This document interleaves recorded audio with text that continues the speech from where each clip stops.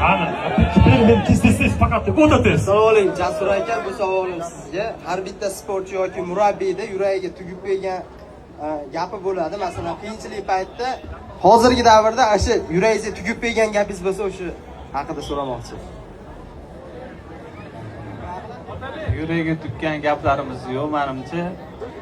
To'g'ri, har bitta murabbiyning o'zini hissiyotlari bo'ladi. Har bitta murabbiy o'zi yo'l bosgan hissiyotlari, mehnatlarini qanaqadir emotsiyada